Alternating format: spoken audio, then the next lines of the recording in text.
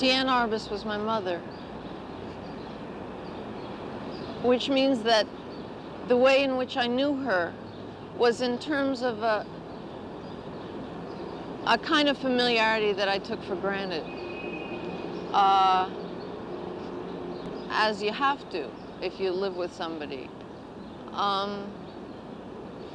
The way I knew her photographs, I mean, some of them still to me, I remember as torn pieces of paper that she would bring back from the darkroom. I remember them tacked on walls, you know, around her bed or on this wooden screen she had in one place we lived. And I had an enormous sense that photography was a kind of secret of hers. I don't mean that the process was secret or that she was secretive about it, because she really loved to tell about it. And she loved to tell about sort of where she'd gone and who she'd been with, and but that something about what happened when she was there was a secret. I think it may have something to do with the way in which she grew up. She grew up in New York, mostly on Central Park West. And her father owned Russik's, which was this huge Fifth Avenue department store. And there was a sense about her whole childhood. And again, I mean, as I heard it from her, it sort of filtered in so that now I don't know, I really feel like I knew it. I mean, I used to feel as a kid like I'd been there. There was an enormous sense of what was prohibited. And I think that photographing for her had enormously to do with being able to discover that prohibitions didn't apply. In July 1971, my mother committed suicide. And shortly after that, Marvin Israel, a very close friend of hers, and I felt that we wanted to do a book of her work together. So we began collecting not just the pictures, but sort of whatever material we could find. In 1970, she had given a class in Westbeth, which was where she lived. And we found out that one of the students in that class was a Japanese photographer named Iko Narahara, who admired Diane's work enormously. The problem was that he barely spoke any English at all. So what he had done was to go to the classes and bring along a tape recorder to record everything that was said, so that afterwards he could go home and see if he could try and understand it. So he lent us those tapes. The tapes were of very poor quality, so we asked Mary Claire Costello, who was a friend of Diane's, to read Diane's own words over glimpses of Diane's photographs. My favorite thing is to go where I've never been. For me, there's something just about going into somebody else's house. When it comes time to go, if I have to take a bus to somewhere or if I have to take a cab uptown, it's like I've got a blind date in a sense. It's always seemed something like that to me. And sometimes I have a sinking feeling of, oh God, it's time and I really don't want to go. And then once I'm on my way, something terrific takes over about the sort of queasiness of it and how there's absolutely no method for control. If I were just curious, it would be very hard to say to someone, I want to come to your house and have you talk to me and tell me the story of your life. I mean, people are going to say you're crazy. Plus, they're going to keep mighty guarded. But the camera is a kind of license. And for a lot of people, they want to be paid that much attention. And that's a reasonable kind of attention to be paid.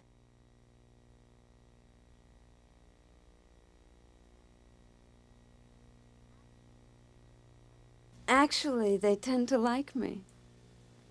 I'm extremely likable with them. I think I'm kind of two-faced. I'm very ingratiating. It really kind of annoys me. I'm just sort of a little too nice. Everything is, oh. And I hear myself saying, how terrific. And here's this woman making a face. I really mean it's terrific. I don't mean I wish I looked like that. I don't mean I wish my children looked like that. I don't mean in my private life I want to kiss you, but I mean that's amazingly, undeniably something. There are always two things that happen. One is recognition, and the other is that it's totally peculiar. But there's some sense in which I always identify with them. Everybody has that thing where they need to look one way, but they come out looking another way. And that's what people observe. You see somebody on the street, and essentially what you notice about them is the flaw. It's just extraordinary that we should have been given these peculiarities, and not content with what we were given, we create a whole other set. Our whole guise is like giving a sign to the world to think of us in a certain way. But there's a point between what you want people to know about you and what you can't help people knowing about you. And that has to do with what I've always called the gap between intention and effect. I mean, if you scrutinize reality closely enough, if in some way you really, really get to it, it becomes fantastic. You know, it really is totally fantastic that we look like this, and you sometimes see that very clearly in a photograph. Something is ironic in the world, and it has to do with the fact that what you intend never comes out like you intend it. What I'm trying to describe is that it's impossible to get out of your skin into somebody else's, and that's what all this is a little bit about, that somebody else's tragedy is not the same as your own. Another thing is a photograph has to be specific. I remember a long time ago when I first began to photograph, I thought there are an awful lot of people in the world and it's going to be terribly hard to photograph all of them. So if I photograph some kind of generalized human being, everybody will recognize it. It'll be like what they used to call the common man or something like that. It was my teacher, Lisette Model, who finally made it clear to me that the more specific you are, the more general it'll be. You really have to face that thing. And there are certain evasions, certain nicenesses that I think you have to get out of. The process itself has a kind of exactitude, a kind of scrutiny that we're not normally subject to. I mean, that we don't subject each other to. We're nicer to each other than the intervention of the camera is going to make us. It's a little bit cold, a little bit harsh. Now, I don't mean to say that all photographs have to be mean. Sometimes they show something really nicer, in fact, than what you felt, or oddly different. But in a way, this scrutiny has to do with not evading facts, not evading what it really looks like. Freaks was a thing I photographed a lot. It was one of the first things I photographed, and it had a terrific kind of excitement for me. I just used to adore them. I still do adore some of them. I don't quite mean they're my best friends, but they made me feel a mixture of shame and awe. There's a quality of legend about freaks, like a person in a fairy tale who stops you and demands that you answer a riddle. I mean, if you've ever spoken to someone with two heads, you know they know something you don't. Most people go through life dreading they'll have a traumatic experience. Freaks were born with their trauma. They've already passed their test in life. They're aristocrats. I'm very little drawn to photographing people that are known, or even subjects that are known. They fascinate me when I've barely heard of them, and the minute they get public, I become terribly blank about them. From the beginning, she started to photograph completely differently from other people. But this difference was a difference she wanted. It was a preconceived difference to be, by all means and under all circumstances, original and unique. And then it had to be explained to her that there are great artists in every era who are so new and so different that nobody can understand them. The ears or the eyes are not used to it. And they may be the ones who really contribute to the medium. But at the same time, there are other artists, and they work also in a non-understandable kind of a way. Nobody could understand what they are doing. And they are phonies, and they work with illusions and fantasies. And that this kind of a difference is extremely important to understand. So Diane said to me, you know, she said, I went to the School of Culture, Ethical Culture, where a child, whatever a child did, was considered the work of a genius. So I had never an occasion to find out what's good, what's bad, what's truth, and what's false. And from that moment on, Diane did not bring any more of these pictures. And she started in another way. She had an enormous, different kind of wide subject matter range. And besides the subject matter she had in usual things, she had also her specific subject matter, which of course was the most important, which was to photograph freaks, homosexuals, lesbians, cripples, sick people, dying people, dead people. But she did it very differently from other people. You see, most people look away when they see this subject matter, whereas Diane did not look away, and that takes courage and independence. And I think it is the first time, as far as I know, in history of photography, that somebody would photograph this kind of people who are discriminated, and we are afraid to look at them, because deep down in ourselves we feel we are still crippled somewhere, even if it isn't outside. And she photographed them humanly, seriously, and functioning in their lives. And that was an extraordinary kind of an achievement. She said once to me she wanted to have stillness in her photographs. And she posed everybody, either in the streets or in their homes, and let them look directly at her or into the camera. And by doing so, one would have believed that would freeze the picture, but it was just the opposite. Her influence upon these people and their reaction to her made the picture as spontaneous as if it were not posed. That was a great contribution.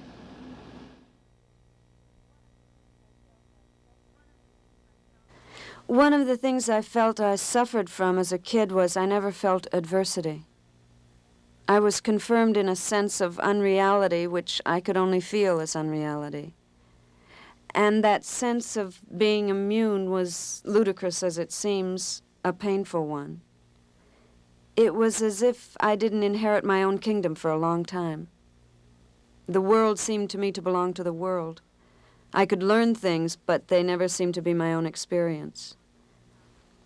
I wasn't a child with tremendous yearnings. I didn't worship heroes. I didn't long to play the piano or anything. I did paint, but I hated painting, and I quit right after high school because I was continually told how terrific I was. It was like self-expression time, and I was in a private school, and their tendency was to say, "What would you like to do?" And then you did something, and they said, "How terrific." It made me feel shaky. I remember I hated the smell of the paint and the noise it would make when I put my brush to the paper. Sometimes I would not really look, but just listen to this horrible sort of squish, squish, squish. I didn't want to be told I was terrific. I had a sense that if I was so terrific at it, it wasn't worth doing. I like to put things up around my bed all the time, pictures of mine that I like and other things, and I change it every month or so.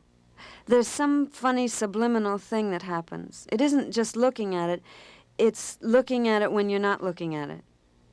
It really begins to act on you in a funny way. I suppose a lot of these observations are bound to be after the fact.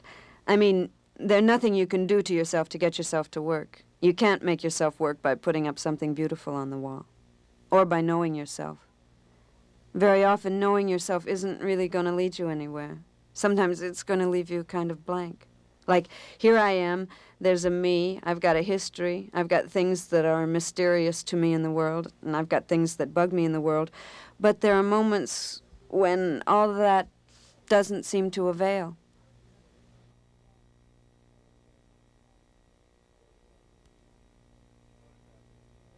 Each photograph for Diane was an event, and it could be said, although it could be argued, that for Diane the most valuable thing wasn't the photograph itself, the art object. It was the event, the experience. I mean, she was absolutely moved by every single event that took place, and she would narrate them in detail. And she wouldn't just say, I took a photograph of so-and-so in their home, but it was the going there, the being there, the dialogue that came back and forth, the moments of even just waiting and no talk. It was an incredibly personal thing. And once you become an adventurer, because Diane was really an adventurer, she went places that no one had ever gone to. They were scary. And once you have become an adventurer, you're geared to adventure. You seek out further adventures. And your life is really based upon them. And I've said that the photograph is like her trophy. It's what she received as the reward for this adventure, just like some guy climbs Mount Everest, you know, and he has a flag in his hand. And you see him there. Diane has the photograph. I used to have a theory about photographing. It was a sense of getting in between two actions, or in between action and repose. I don't mean to make a big deal of it. It was just like an expression I didn't see or wouldn't have seen. One of the excitements of strobe at one time was that you were essentially blind at the moment you took the picture. I mean, it alters light enormously and reveals things you don't see. In fact, that's what made me really sick of it. I began to miss light like it really is. And now I'm trying to get back to some kind of obscurity, where at least there's normal obscurity. Lately, I've been struck with how I really love what you can't see in a photograph, an actual physical darkness. It's very thrilling for me to see darkness again.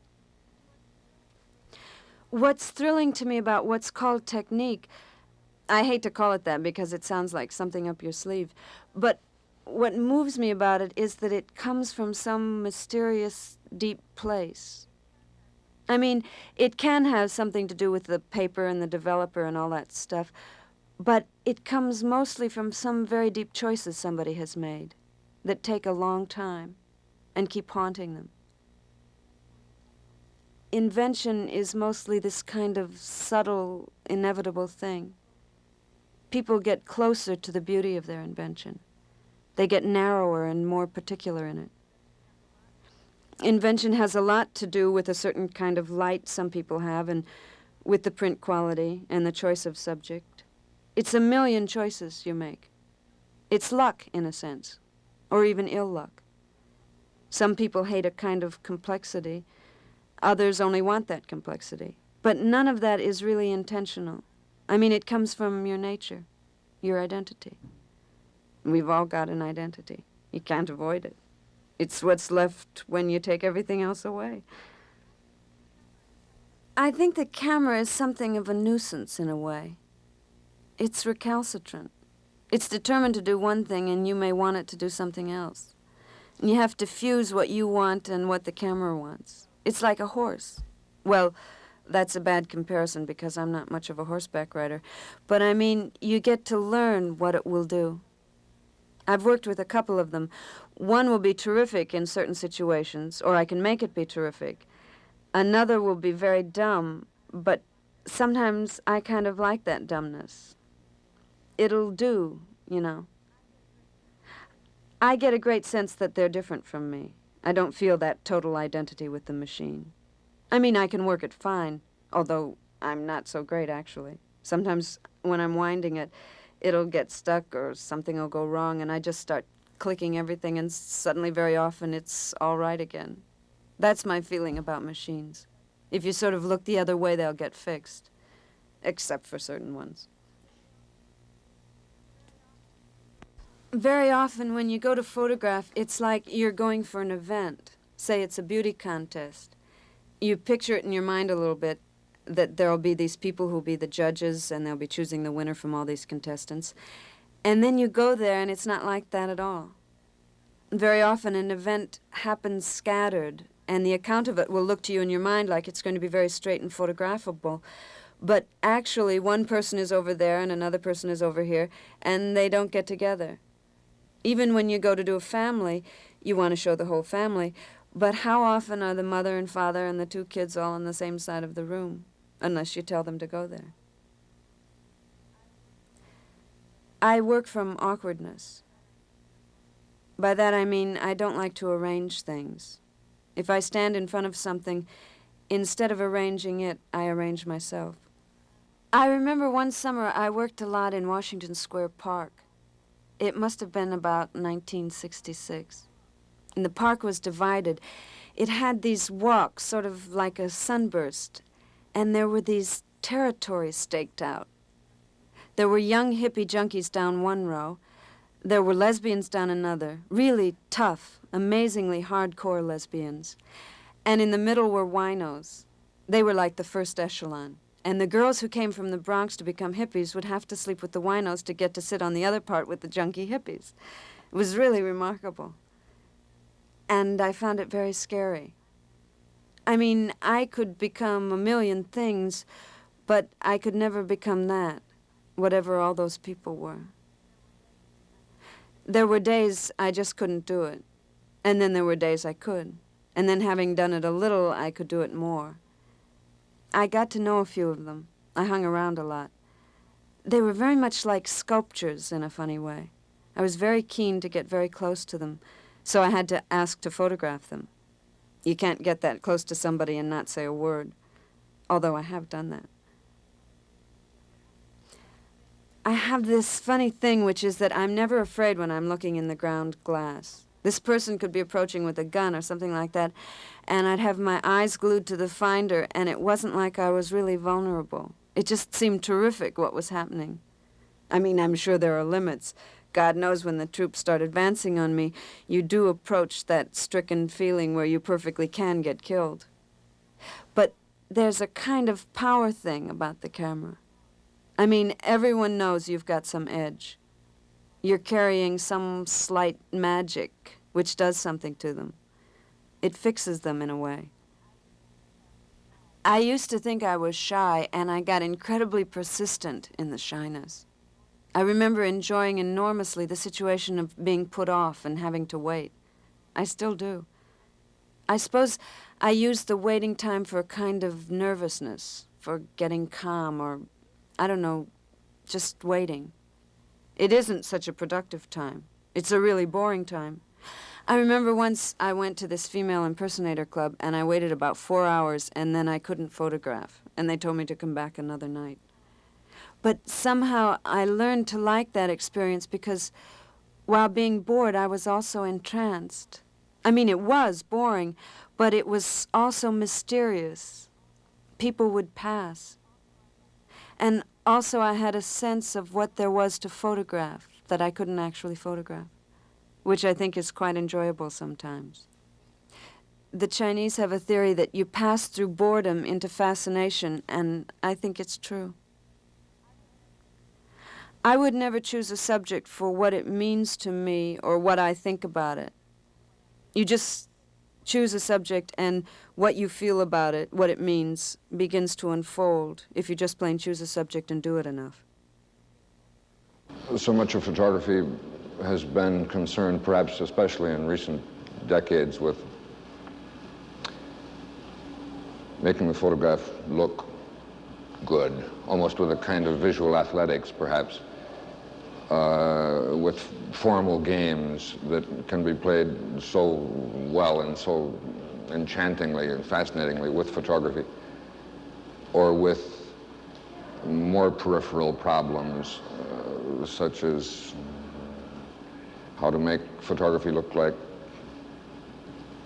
other fine arts. Diane knew that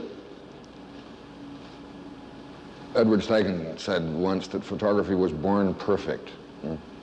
And Diane knew that.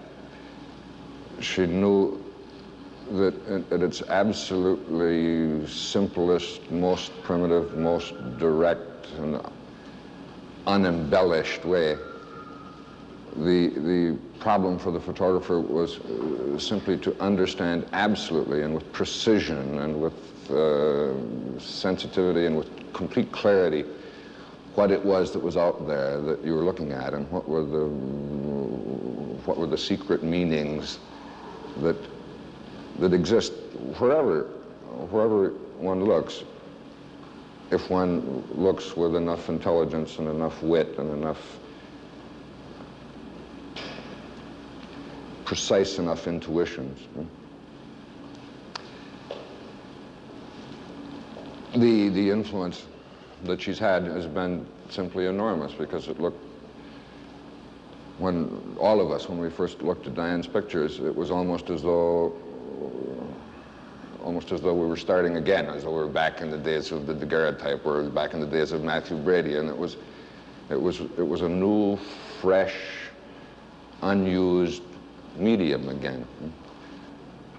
All the fanciness had been stripped away, and all that was left was the marvelous, clear, airless experience of life, absolutely without any interposition of concern for effect or concern for,